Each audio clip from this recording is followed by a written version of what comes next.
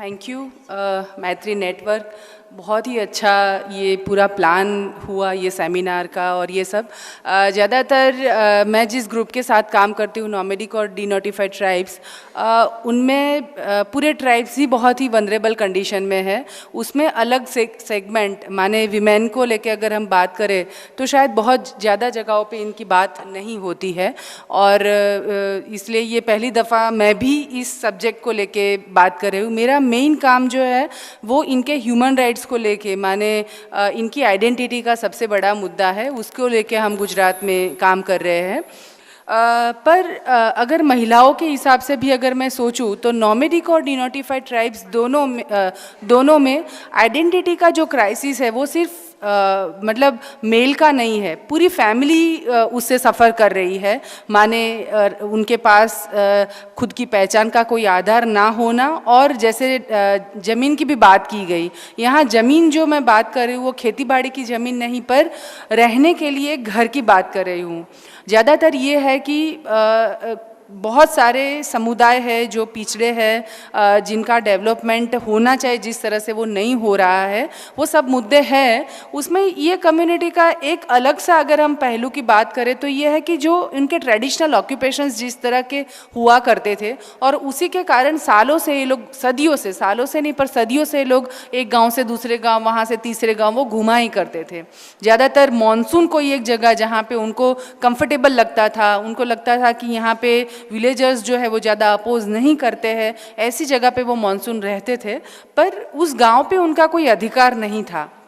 इसलिए आज भी आप देखें तो पूरे भारत में एक सिचुएशन है नॉमेडिक और डिनोटिफाइड ट्राइब्स में, उसमें दो कैटेगरी कर सकते हैं। एक कैटेगरी ऐसी है जो काफ़ी सालों से सेटल हो गई है और गांव वालों ने उनको अपना लिया है, पर कुछ ऐसे हैं जिनको अभी भी मतलब पिछले 20-30 साल से वो लोग एक गांव में रहना शुरू किया है, पर सबके जहन में ये बात बहुत पक्की है, ख़ास तौर पे गांव के हिसाब से अगर हम सोचें तो, कि भाई ये मेरे गांव के नहीं है, इसीलिए उनको मेरे गांव की कोई पहचान दिलाने की अगर बात मैं करूं तो वो मैं उनको नहीं दूंगा ऐसे। तो ये सबसे बड़ा मुद्दा उनका। जैसे पहले, आज हम काफ़ी सारे गुजरात में अगर घूमते हैं, इवन भारत में भी बहुत अलग अलग जगहों पे जाना होता है, तो सबको पूछते हैं कि क्या चाहिए, तो सबसे पहली जो डिमांड आती है लोगों में, सबसे पहला आइडेंटिटी वाला मुद्दा बोलते हैं लोग, और उसके तुरंत बाद आता है हमें एक जगह पे ठहरना है, हमें ठिकाना चाहिए, घर चाहिए। तो ये सबसे बड़ा मुद्दा है, और घर ना होने के कारण जो पीड़ा सहन करनी, जैसे सदियों से घूमते हैं, तो जब घूमते थे तभी भी उनकी औरतें, जैसे एक बहुत अच्छी बात ये भी, मैं अगर उनको देखूँ और उनके साथ मतलब इतने सालों के काम के दौरान जो समझी हूँ उनको, उस हिसाब से जब मैं उनको पूछती हूँ, वहाँ पे औरतें बहुत मतलब सदियों से बाहर निकल के काम करना शुरू किया है। मतलब हमारे यहाँ पे आज हम पिछड़े वर्ग की महिलाओं की ज़्यादा बात कर रहे हैं, पर अगर सवर्ण महिलाओं के बारे में भी सोचे तो भी पढ़ी लिखी औरत MBA किया है या डॉक्टरी पढ़ गई है, फिर भी उसको जॉब बाहर करना होता है, तो बहुत सारी स्ट्रगल करनी पड़ती है, अच्छे खासे फैमिली में से भी, क्योंकि ये स्टिग्मा विमेन वाला जो है वो हर एक मतलब पूरी फैमिली उसको एक ही अलग नज़रिए से देखना जो है वो करती है। तो वो स्ट्रगल है ही। इस कम्युनिटी में ये है कि महिलाएं मतलब पहले जब बाहर नहीं निकलती, खेत में आदि काम करने के लिए निकलती थी, ये सदियों से बाहर निकल के उनके खुद के कुछ छोटे मोटे ऑक्यूपेशंस हुआ करते थे, तो उसमें वो बाहर गई, वो मतलब घर की इकोनॉमी चलाने में उसका इक्वल कंट्रीब्यूशन था।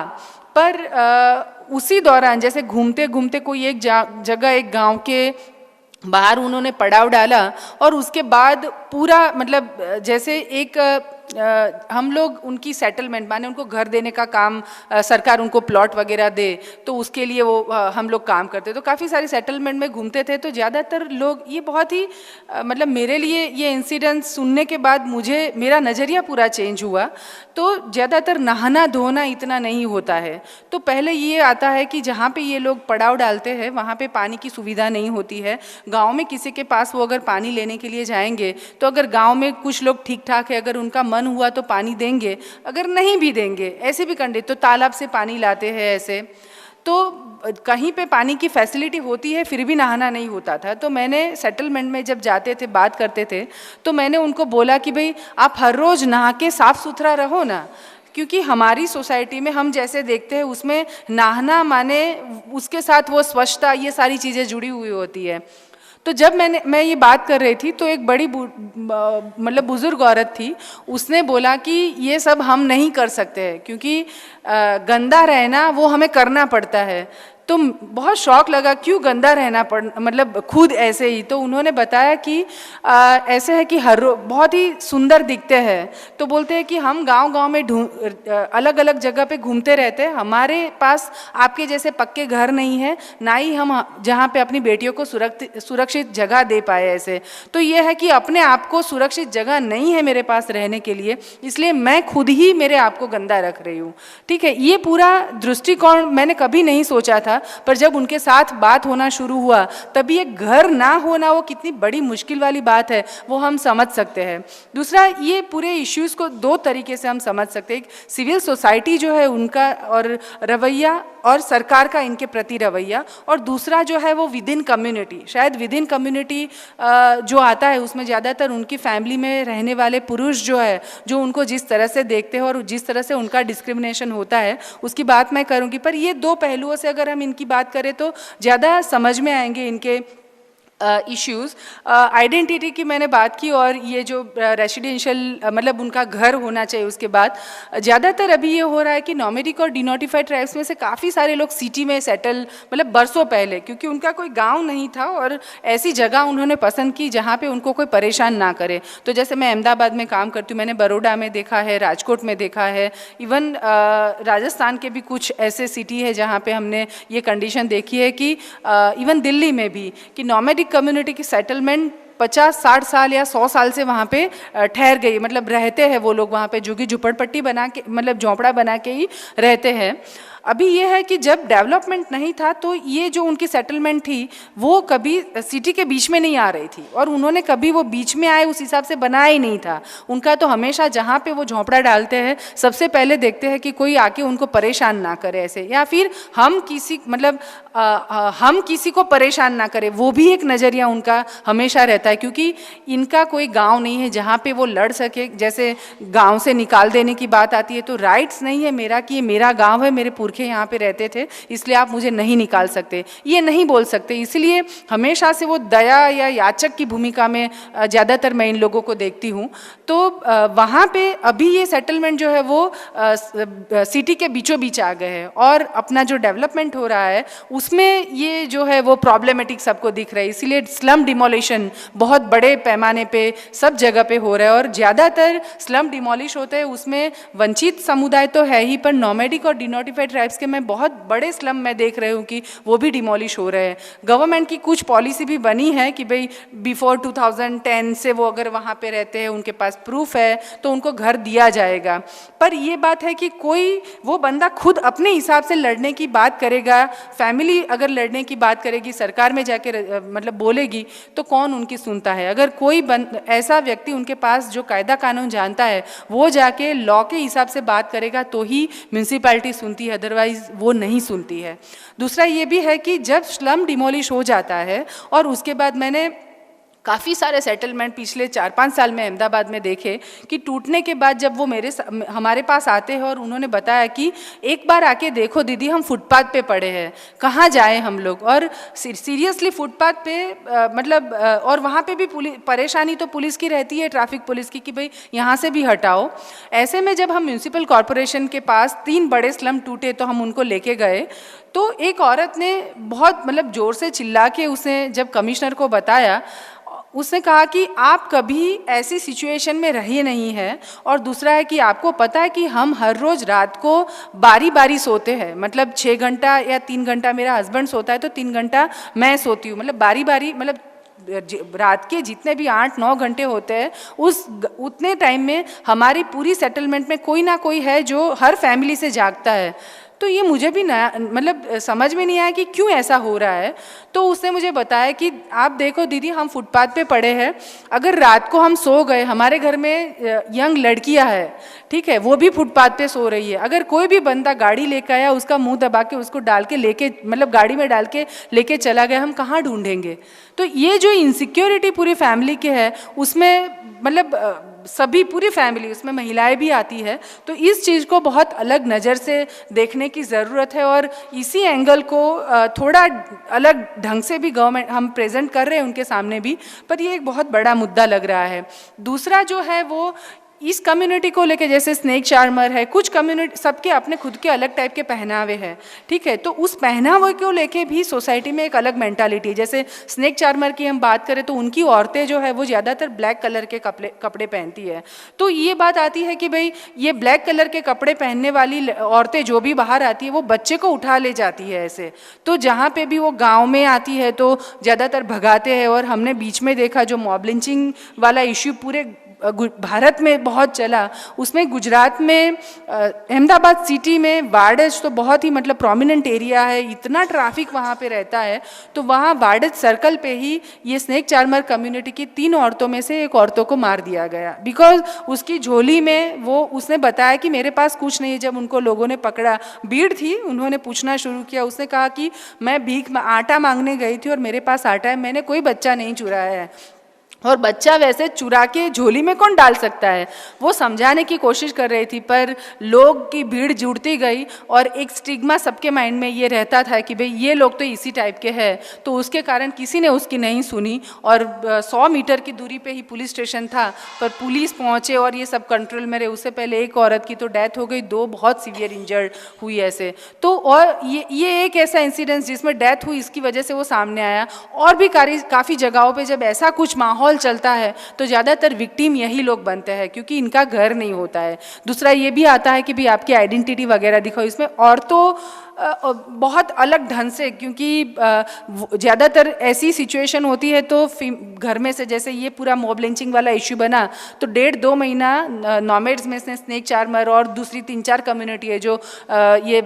झाड़ू वगैरह बेचती है, तो उन्होंने बाहर जाना बंद कर दिया। अभी घर में खाना ये सब तो प्रॉब्लम था, तो औरत जो है वो तो निकलेगी घर से बाहर क्योंकि बच्चे भूखे हैं, तो वहाँ पे भी उनको विक्टिमाइज किया गया। तो ये एक स्टिग्मा मैं देख सकती हूँ। दूसरा, डिनोटिफाइड ट्राइब्स जो ब्रिटिशर्स हमारे यहाँ पे थे, तभी उन्होंने कुछ कम्युनिटी, पूरे भारत में से 200 जितनी कम्युनिटी के ऊपर गुनहगार का, क्रिमिनल का थप्पा लगाया हुआ था। 1952 में ये थप्पे को दूर कर दिया गया, उनको डिनोटिफाइड घोषित कर दिया गया, बट आज भी उनमें से काफ़ी सारी कम्युनिटी है जिनके ऊपर आज भी क्रिमिनल वाला थप्पा है। तो उसकी वजह से, जैसे मैं डफेर के साथ काम करती हूँ, गुजरात में छारा एक कम्युनिटी है जिनको बहुत अलग ढंग से देखा जाता है। मतलब अगर कोई एक बंदा है जो उनकी मतलब चोरी या कोई लूटपाट ऐसा कोई गलत तरीके से कोई काम कर रहा है, पर उसके कारण पूरी कम्युनिटी को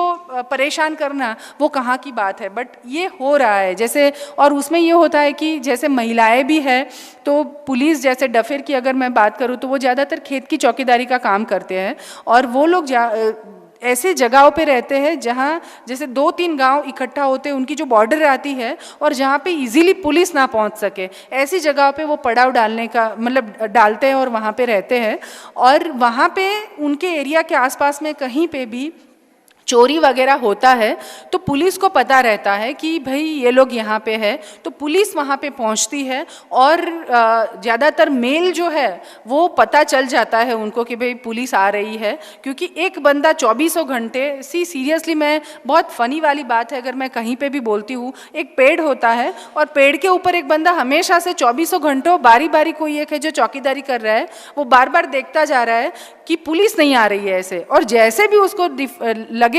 कि पुलिस या किसी की गाड़ी आई तो जेंट्स जितने भी हैं, मतलब बच्चे कहलाए छोटे, उसके अलावा जितने भी वो सारे भाग जाएंगे ऐसे, और औरतें वहाँ पे खड़ी रहती है और औरतों की जिस तरह से उनकी मतलब उनकी तलाशी ली जाती है, कोई महिला कांस्टेबल वगैरह उनके पास नहीं होता, और इतना गंदा उस टाइम बोलते हैं, पर फिर भी ये सब कुछ इनको सहन करना पड़ रहा है। ये एक पुलिस की अलग तरीके से इनको मतलब इनको अलग तरीके से ट्रीटमेंट मतलब ट्रीट किया जाता है, तो ये मुद्दा भी इनका है। और कई बार ये होता है कि अगर पुलिस में कोई बंदे को बहुत ज़्यादा गुस्सा आया, कुछ ऐसा हुआ, तो पूरी सेटलमेंट, उनके झोंपड़े जो है वो घास से बनाए हुए होते हैं, तो वो पूरा जला देता है सामान के साथ। तो ये चीज़ मतलब बहुत फ्रिक्वेंटली होती थी 3-4 साल के पहले, मैं बताऊँ तो झोंपड़ा जला देना वो सब कुछ, अभी वो काफ़ी कम हुआ है, बट फिर भी महिलाओं को जिस तरह से ट्रीट करना चाहिए वो नहीं होता है। दूसरा जो है विद इन कम्युनिटी की अगर मैं बात करूँ, ये जो प्रॉब्लम मैं बताई मोटे मोटे तौर पे, वो ज़्यादातर समाज, सिविल सोसाइटी जो उनको जिस तरह से देखती है और सरकार या पुलिस का जो रवैया है इनके ऊपर, तो एक ये है विद इन सोसाइटी में कुछ कम्युनिटी ऐसी है कि जिनकी नात पंचायतें मतलब सब में नात पंचायत है, पर कुछ की नात पंचायत बहुत प्रोग्रेसिव भी है, जो महिलाओं को एक अलग तरीके का सम्मान भी देती है। और वहाँ पे जैसे एक नट करके कम्युनिटी है, मैं हमेशा बताती हूँ कि इसका एग्जाम्पल लेना चाहिए। जैसे स्नेक चार्मर कम्युनिटी है, वहाँ पे भी अगर औरत को फैमिली में कोई परेशान करता है और औरत पंचायत में आके बताती है कि भाई मेरे हस्बैंड ने मुझे मारा या कुछ भी ऐसा किया है, तो सबसे पहले पंचायत रात को इकट्ठा होती है और महिला की बात भी सुनती है, फैमिली की भी बात सुनती है। पर जब तक जितने भी स्टडी मैंने किए उसमें ज़्यादातर जो फैसला है वो हमेशा महिला के हक में जाता है। तो कुछ प्रोग्रेसिव पंचायतें भी है, और मैं ये भी मानती हूँ कि जेंडर वाला बायसिस मुझे वहाँ पे भी दिखता है कि भाई लड़का आया तो ढोल पीटेंगे, वो डांडी पीट के खुशी सबको बताएंगे कि मेरे घर बेटा पैदा हुआ। पर जब हमने उनके साथ बात करना शुरू किया कि भाई बेटा पैदा होता है तो हम ये डांडी पीटते हैं, तो आपको क्या बेटियां पसंद नहीं है? तो बोलते हैं ऐसा नहीं है, बेटियां भी पसंद है। तो फिर हमने कहा कि ये चीज़ आप बेटियों के लिए भी करो ना। तो मुझे ये बहुत ओपन समाज लगा कि पूरी समाज ने ये स्वीकृत किया और उन्होंने कहा आपकी बात बिल्कुल सही है, हम अब बेटी आएगी तो भी हम ये डांडी पीटेंगे। तो उन्होंने वो शुरू कर दिया। तो ये बहुत ही अपने आप में मुझे काफ़ी प्रोग्रेसिव लगते हैं ये कम्युनिटी। मुझे डर ये लग रहा है अभी कि जैसे जैसे मेन स्ट्रीम सोसाइटी में अब ये लोग आने लगे हैं, उसमें ज़्यादा जैसे इन कम्युनिटी में कुछ लोग पढ़े लिखे हैं, कुछ अब गवर्नमेंट जॉब या छोटी मोटी चौकीदारी या ऐसी कोई जॉब करना शुरू की है, और दूसरी जो सिविल सोसाइटी है उनके साथ संपर्क में उनका आना शुरू हुआ, तभी उनके जहन में ये बात आनी शुरू हुई कि भाई औरतें हैं तो उनको इसी लिमिट में रहना चाहिए, उनको इस तरह से ही बिहेव करना चाहिए। माने ये जो चीज़ें पहले इतनी नहीं दिखती थी वो चीज़ें अब इनमें दिखना शुरू हुआ है। ये मतलब एक गलत इफ़ेक्ट हम कह सके वो कुछ कुछ कम्युनिटी में हमें दिखता है। कुछ कुछ ऐसे है जो ज़्यादातर छोटे सिटी है, वहाँ पे ये लोग में से ज़्यादातर जैसे ये शराब बनाने का काम, शराब बेचने का काम और गांजा, आई डोंट नो उसको क्या बोलते हैं हिंदी में, पर वो सब चीज़ें बेचने का काम ये लोग करते हैं। जैसे गुजरात की अगर बात करूँ या फिर महाराष्ट्र में भी बावरी करके कम्युनिटी है, मारवाड़ी देवी पूजक उसको बोलते हैं, तो उनमें ये ज़्यादा दिखता है कि ये लोग ये बना के बेचने का काम वगैरह करते हैं। बाहर से तो लोग पीने के लिए आते हैं पर विद इन कम्युनिटी, और वो सब एक ही साथ में रहते हैं, मतलब एक साथ में 600, 500 या 100 घर होंगे, तो उनकी फैमिली के बीच में ही ये दारू वगैरह। और डेथ रेशियो की अगर हम बात करें तो छोटी उम्र के जो बच्चे हैं लड़के, तो वो काफ़ी सारे हम ये व्यसन और उसी के कारण हम देख पाए कि उनकी डेथ कम उम्र में ही हो जाती है। अभी औरतें जो है वो सब लड़ने के सब सेटलमेंट में वो चाहती है कि ये सब चीज़ें बंद हो, पर जो मेल है वहाँ के घर के और ये सब, तो वो बहुत परेशान कर रहे हैं क्योंकि आमदनी इससे हो रही है। दूसरा ये रहे कि वो खुद भी ये सब ले रहे हैं, तो उनको ये सब चीज़ें पसंद नहीं है कि वो ये बंद हो ऐसे। तो विद इन फैमिली अभी एक अलग सा स्टिग्मा, मतलब अलग सी स्ट्रगल उनकी बन गई है जिनके साथ उनको फाइट करनी है। और शायद आशित भाई या उन्होंने ये फर्स्ट सेशन में जो बात की थी प्रोस्टिट्यूशन वाली, तो ये नॉमेडिक कम्युनिटी में हम काफ़ी सारे, जैसे नट की उन्होंने बात करी, बागड़िया कम्युनिटी की बात करी, गुजरात में सरानिया, राजस्थान में भी सरानिया कम्युनिटी है। तो इन सब में ये प्रोस्टिट्यूशन में मतलब वो फैमिली का एक जैसे ट्रेड ही है, उसी हिसाब से वो लोग ट्रीट करते हैं। पहले ये था कि लड़की की एक उम्र देख के वो लोग उसमें मतलब ये व्यवसाय में उसको डालते थे, मतलब इतनी कम उम्र नहीं थी। पर जैसे मैं गुजरात में काम करती हूँ और राजस्थान के जिस एरिया में मैंने देखा है, तो बाहर के दलाल आए और उन्होंने उनको बताया कि भाई जितनी लड़की की उम्र कम उतने पैसे ज़्यादा। तो आज जो है वो मात्रा नहीं है, माने 10 या 12 साल की लड़कियां भी हमें इस ट्रेड में देखने को मिलेगी ऐसे। और ये कहीं बार गवर्नमेंट को हम फोर्स करें कि भाई आप इस काम में देखो, वो अपने हिसाब से अलग अलग जो चाइल्ड लाइन है या समाज कल्याण कचेरी, सोशल वेलफेयर ऑफिसर्स वगैरह भी आके करे, पर फैमिली में बैठा जो मेल है ना, उसका दिमाग बहुत ही खतरनाक है। जैसे मैं गुजरात में जिस एरिया में काम करती हूँ वहाँ पे बेटी जो है वो ही ये काम करेगी, बहू ये काम नहीं कर सकती है ऐसे। तो बेटियों को जैसे जन्मती है, बड़ी होती है, उसके बाद उसके जहन में ये चीज़ें जैसे डाली जाती है कि तुझे ये क्यों करना है ऐसे। तो मैं वो अपने आप में एक सोशल रिफॉर्म की अगर बात करें कि बेटी खुद ही मना करे कि मुझे नहीं करना है, वो चीज़ वो बोलती ही नहीं है, क्योंकि फैमिली में ये सब जो भाई है, चाचा है, बाप है, वो ही उनको ये सब चीज़ें सिखाते कि भाई ये क्यों करना ज़रूरी है ऐसे। तो ये एक बहुत बड़ा चैलेंज हमें लग रहा है और ये चीज़ बढ़ रही है। जैसे मुझे था कि एक ही गांव है जहाँ पे मुझे काम करना है, पर आज मैं भारत के काफ़ी सारे इलाकों में जा रही हूँ तो वहाँ पे भी मुझे दिख रहा है, और गुजरात के भी काफ़ी सारे एरिया है जहाँ ये कम्युनिटी की बस्ती है वहाँ पे ये दिख रहा है। और प्रॉब्लम इससे ये होता है कि जिस गांव में ये लोग बसे हैं उस गांव के पूरे आसपास वाले एरिया में जो बसने वाले लोग हैं, मतलब ये औरतें उनके पास जाना सब कुछ सही, मतलब उनको जब ज़रूरत होती है तब सही होता है, पर इस यहाँ की औरतें बाहर निकल के गाँव से वो पास वाला जो सिटी है वहाँ जाके, इवन वहाँ तक कि हॉस्पिटल में कोई बीमार होता है तो हॉस्पिटल में अगर वो दवाई के लिए जाती है तो भी उसको ट्रीटमेंट उसकी नहीं करते थे, बिकॉज वो उस गांव की है ऐसे। तो ज़्यादातर ये लोग झूठ बोलते थे ये सब। तो ये पूरा एक अलग मतलब उनका प्रॉब्लम काफ़ी अलग है, और मैं ये मानती हूँ कि कुछ चीज़ों में पूरी फैमिली सफ़र कर रही है। और जैसे ये भी है कि जैसे पूरा फैमिली वनरेबल है तो उसमें महिलाओं की कंडीशन अगर हम बात करें तो वो तो और भी वनरेबल है ही है। और जिसकी मैं बात कर रही हूँ उसकी टोटल पॉपुलेशन अपने भारत की 8 to 10% है नॉमेडिक और डिनोटिफाइड ट्राइब्स। तो हम सोच सकते हैं कि उसमें महिलाओं की तादाद भी कितनी बड़ी है, और उस एंगल से शायद उसको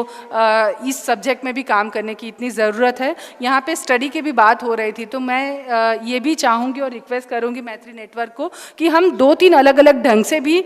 इस कम्युनिटी में औरतों की कंडीशन को लेके, जहाँ पे पंचायत बहुत प्रोग्रेसिव है तो उसके स्टडी भी करने चाहिए, और जहाँ पे उनके ये सारे जो प्रॉब्लम है उसके भी कुछ स्टडी करके अगर हम इस चीज़ को बाहर ला पाए तो इन औरतों की भी बात हम पॉलिसी मेकिंग में और इन सब चीज़ों पे ज़्यादा कर पाएंगे। धन्यवाद, मुझे अपॉर्चुनिटी मिली इसलिए। Thank you.